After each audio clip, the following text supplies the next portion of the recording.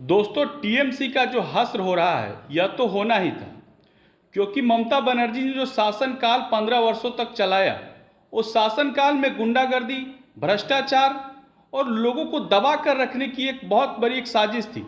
अगर आप ममता बनर्जी के खिलाफ बोलेंगे तो आप पर एफआईआर होगा, आपके परिवार के लोगों पर एफआईआर होगा और जेल जाएंगे। जिस तरीके से बीजेपी के कार्यकर्ताओं की दिन दहाड़े मार पिटाई और हत्या की राजनीति टीएमसी ने की, उसका यही असर था कि कोई ममता बनर्जी से दिल से नहीं जुड़ा हुआ था। सभी लोग डर से या ममता बनर्जी के खौफ से टीएमसी में थे।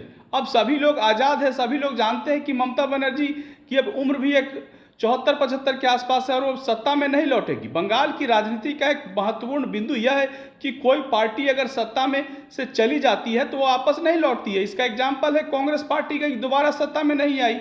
लेफ्ट पार्टी दोबारा सत्ता में नहीं आई, टीएमसी भी वैसे ही अब सत्ता में नहीं आई है। बीजेपी दूसरे राज्यों में 20 साल 25 साल की पारी खेल रही है, तो यहाँ पर अगर देखा जाए तो टीएमसी जो है वो तो अब अपने आप ही सत्ता में नहीं आएगी। तो सभी नेता अपना घर तलाश रहे हैं, सभी नेता ये देख रहे हैं कि उनका भविष्य कहाँ सुरक्षित है, इसीलिए लोग छोड़ छोड़ कर जा रहे हैं।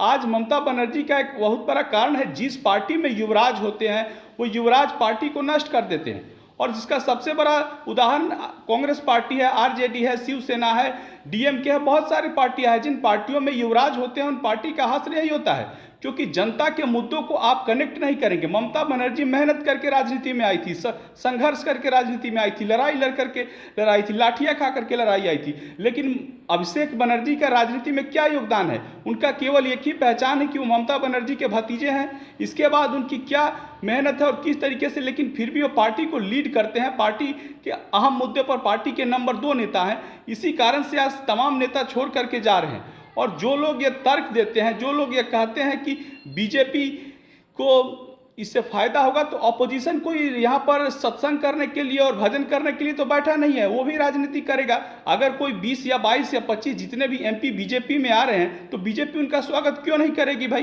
कोई किसी से दोस्ती अगर करने आएगा तो उसका स्वागत ही किया जाएगा।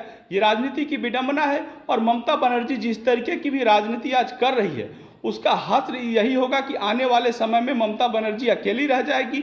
उनके लगभग 62 से ज़्यादा विधायक छोड़ करके जा चुके हैं, 2/3 एमपी छोड़ करके छोड़ने जा रहे हैं। अब इस तरीके की राजनीति के बीच अगर ममता बनर्जी को लगता है तो सबसे बड़ा यही उनके लिए सबसे जो सटीक कारण होता है। ममता बनर्जी ये देख रही थी कि ममता बनर्जी अब चाहती थी कि वह कांग्रेस में विलय कर ले, लेकिन कांग्रेस क्या उन्हें अपनाएगी तो क्या देगी? यह सवाल भी बनता है कि कांग्रेस पार्टी उनको क्या देगी भविष्य में, क्योंकि कांग्रेस पार्टी आज जिस बुरी दौर में गुजर रही है, जिस हालत में गुजर रही है, वो कुछ दूसरे को देने के लिए खुद नहीं बची है।